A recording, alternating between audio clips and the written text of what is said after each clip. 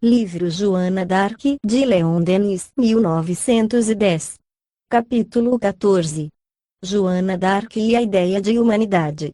Nunca matei ninguém. Jeanne. Não pretenderemos que Joana d'Arc tenha sido quem nos trouxe a primeira noção de humanidade. Muito antes dela, em todos os tempos, os gemidos dos que sofrem despertaram nas almas sensíveis os sentimentos de piedade, de compaixão, de solidariedade. Estas qualidades, porém, no decurso da Guerra de 100 Anos, se haviam tornado raríssimas, particularmente entre os que cercavam Joana, entre aqueles soldados embrutecidos, que fizeram da guerra uma obra de rapina e de banditismo. É numa época assim, férrea e sanguinária, que a Virgem Lorena nos faz ouvir a cariciosa linguagem da comiseração, da bondade. Não há dúvida de que ela se armou para salvar a França, mas, passada a hora da luta, volve a ser a mulher de terno coração, o anjo de meiguice e da caridade. Por toda parte, opõe-se aos massacres e sempre oferece a paz antes de atacar. 181. Início da nota do redator. 181. Ver sua carta aos ingleses, processo de condenação, 5º interrogatório público. Fim da nota do redator. 3 vezes, diante de Orleans, reitera propostas deste gênero. Socorre os feridos e mesmo os feridos ingleses. 182. Início da nota do redator. 182. Ver o testemunho de Luís de Contes. Joana, diz ele, que era muito compassiva, apiedou-se de tal mortandade.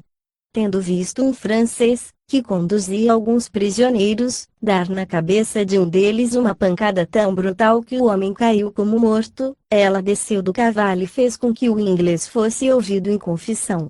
Sustinha-lhe a cabeça e consolava-o como podia. J. Fabre, Processo de Reabilitação, tomo 1, página 213. Fim da nota do redator. Aos desgraçados leva o conforto e sofre por todos os sofrimentos humanos. Na escura noite feudal, o 15º século se mostra mais tenebroso, ainda mais sinistro do que os outros. É o século em que se vê um rei de Aragão matar o filho e um conde de Gueldre assassinar o pai, em que um duque da Bretanha se faz assassino do irmão, e uma condessa de Foix o carrasco da irmã. Através da densa nuvem sangrenta que envolve homens e coisas, Joana nos aparece qual visão do alto. Fitando-a, encontramos repouso para a vista e nos consolamos do espetáculo dos morticínios. São dela estas dulcíssimas palavras: jamais vi correr sangue de francês, sem que os cabelos se me eriçassem. 183. Início da nota do redator. 183. Depoimento de seu intendente João d'Aulon. Fim da nota do redator. Na corte de Carlos VII não se praticava somente toda sorte de roubos e de atos de banditismo. Os assassínios também eram frequentes. O senhor de Giac, camarista amor e mais tarde favorito do rei, assassinara a mulher, Joana de Nailac, para casar com a opulenta condessa de Tonnerre, Catarina de Lisle-Bouchard, e pereceu, ele próprio, afogado, por instigações não só do condestável de Richemont, a cuja política se constituíra um embaraço, como de La Trémoille, que lhe cobiçava a esposa, depois de ter, à força de maus tratos, dado a morte àquela com quem se casara. Um outro favorito de Carlos VII, Le Camus de Beaulieu, morre assassinado na presença do monarca. O conde d'Armagnac sequestra o marechal de Séverac, arranca-lhe um testamento a seu favor e em seguida manda matá-lo. 184. Início da nota do redator. 184.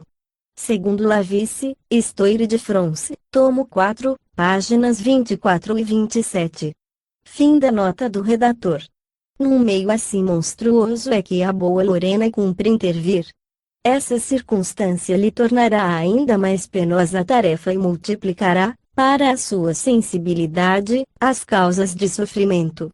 Alguns escritores quiseram ver em Joana d'Arc uma espécie de virago, de virgem guerreira exaltada pelo gosto dos combates. Nada mais falso, desmentem semelhante opinião as ações e palavras da heroína. É certo que ela sabe afrontar os perigos e expor-se aos golpes do inimigo, mas, quer nos acampamentos, quer no ardor das refregas, jamais se despojou da doçura e da modéstia peculiares à mulher. Era bondosa e pacífica de natureza. Nunca trava combate com os ingleses, sem que previamente os convide a se afastarem. Quando os adversários se retiram sem lutar, como a 8 de maio, junto de Orleans, ou quando cedem ao embate dos franceses, ordena que os poupem, deixai-os ir, dizia, não os mateis. A mim me basta que se retirem. Nos interrogatórios de Juan perguntam-lhe, que era o que mais querias, ao estandarte, ou a espada? Ela responde, amava muito mais, mesmo 40 vezes mais ao meu estandarte, do que a minha espada. Nunca matei ninguém, 185. Início da nota do redator, 185. Quarto interrogatório público. Fim da nota do redator. Para se preservar dos arrastamentos da luta, estava sempre com a bandeira empunhada, porque, dizia ainda, não quero servir-me da espada. Não raro surgia onde mais violenta era a peleja, em risco de ser morta ou presa. Nesses momentos, referem seus companheiros de armas, deixava de ser a mesma. Passado, porém, o perigo, voltavam a predominar nela a doçura e a simplicidade, 186. Início da nota do redator, 186. Processo de reabilitação. Testemunhos de Dunois, do Duque d'Alençon, de Thibaut d'Armagnac, do presidente Simon Charles. Fim da nota do redator. Ainda durante a ação, sua sentimentalidade acorda, reaparece a mulher, ao sentir-se ferida, consta no texto, teve medo e chorou. Depois, decorrido algum tempo, disse, estou consolada. Seus temores, suas lágrimas a tornam mais tocante aos nossos olhos, pois que lhe emprestam ao caráter esse encanto, essa força misteriosa, que constituem um dos maiores atrativos de seu sexo. Joana, dizíamos, tinha um coração sensível. As injúrias dos inimigos feriam-na fundo, quando os ingleses lhe chamavam ribalda, refere uma testemunha, rompia em pranto. Mas, logo, por meio da prece, que dirigia a Deus, purificava a alma de todo o ressentimento e perdoava. No cerco de Orleans, um dos principais chefes ingleses, Glasdale, assim que a divisava, cobria de invectivas. De cima do parapeito do Forte das Toureiles, pôs-se, no dia do ataque, a vociferar contra ela. Dali a pouco tempo, ao ser o bastião tomado de assalto, caía, completamente armado, no ligeiro e se afogava. Joana, acrescenta a testemunha, cedendo à piedade, entrou a chorar copiosamente pela alma de Glasdale e dos outros que, em grande número, também se afogaram, 187. Início da nota do redator, 187. J. Fabre, Processo de Reabilitação. Depoimento de João Pasquerel, tomo 1, página 227. Fim da nota do redator. Joana, portanto, não é unicamente a virgem dos combates. Mal cessa a batalha, ei-la que se transforma no anjo de misericórdia. Vimos que, ainda criança, já socorria os pobres e cuidava dos enfermos. Investida no comando do exército, consegue inflamar a coragem na hora do perigo, mas, fim do combate, comove o infortúnio dos vencidos e seus esforços convergem para lhes minorar os malefícios da guerra. Em oposição aos costumes do tempo, à medida que o interesse predominante da França lhe o permite, empenha-se, com risco da própria vida, na defesa dos prisioneiros e dos feridos votados à decapitação. Tudo faz por tornar menos cruel a morte dos moribundos. Na Idade Média, era de regras não dar quartel aos vencidos. Os de condição inferior à mediana, diz o coronel Biotot, 188, eram massacrados e, algumas vezes, até os grandes. Início da nota do redator, 188. Coronel Biotot, Les Grandes Inspirais devant la Science, página 183. Fim da nota do redator. Joana, porém, se opõe a esse procedimento, ponderando que a condição social não é um crime, nem dos humildes, nem dos poderosos. Quer salvos todos os inimigos, desde que deponham as armas. Em Jargeau, só a muito custo consegue livrar da morte o conde de Suffolk, que comandava o forte, depois de haver comandado o cerco de Orleans. Fora justo que os ingleses, quando a tiveram em seu poder e a processaram, levassem em conta os atos generosos da Pucela. Entretanto, para recordá-los, nenhuma voz se ergueu diante dos juízes de Rouen. Seus inimigos só cuidavam de cevar o ódio de que tinham rasas as almas. Deve-se, pois, reconhecer que, muito antes mesmo de ser usada a expressão, Joana aplicou o direito das gentes. Tomava assim a dianteira dos inovadores, que mais tarde convidariam o mundo à prática da igualdade e da fraternidade entre os indivíduos e as nações, que, nos tempos por vindouros, evocariam os princípios de ordem, de equidade, de harmonia social, chamados a reger uma humanidade verdadeiramente civilizada.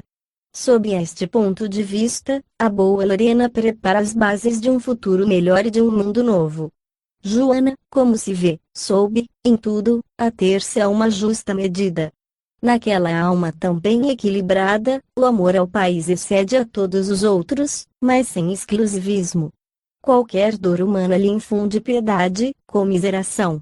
Muito se há, em nossa época, abusado da palavra humanidade, mais de uma vez, temos visto pensadores, escritores fazerem, por vão e pueril sentimentalismo, tábua rasa dos interesses e direitos da França, em proveito de vagas personalidades, ou de agrupamentos hipotéticos. Jamais entenderemos que nos seja possível amar os negros, os amarelos, os vermelhos, que nunca vimos, mais do que os nossos próximos, a nossa família, pais, mães, irmãos. E a França também é nossa mãe. Sim, devemos ser bons humanos para com todos, mas, em muitos casos, tal preceito apenas encobre um sofisma, de que se abusa.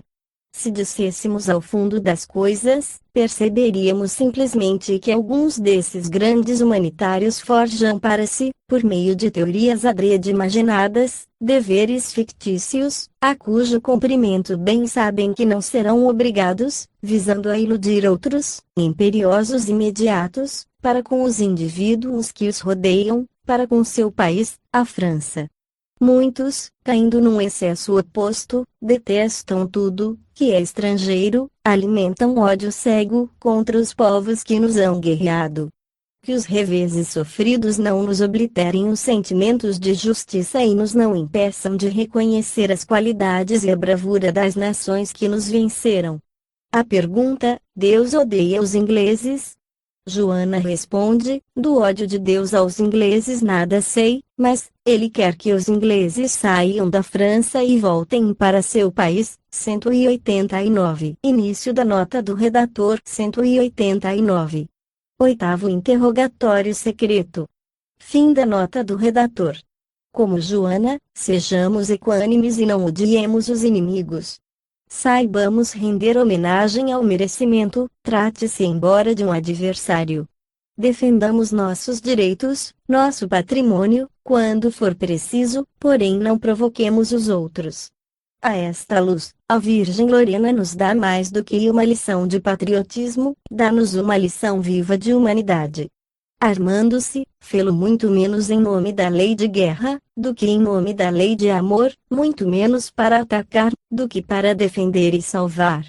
Ainda quando revestida da armadura, revela as mais belas qualidades da mulher, o espírito de desprendimento, a dação espontânea e absoluta de si mesma, a compaixão de todos os que sofrem, o apego, levado ao sacrifício, aos entes amados, à família e à pátria, o engenho do senso prático e das intuições para lhes advogar os interesses, numa palavra, a dedicação, até a morte, a tudo que lhe é caro. Nesse sentido, Joana d'Arc sintetiza e personifica o que há de mais nobre, de mais delicado e de mais belo na alma das mulheres da França.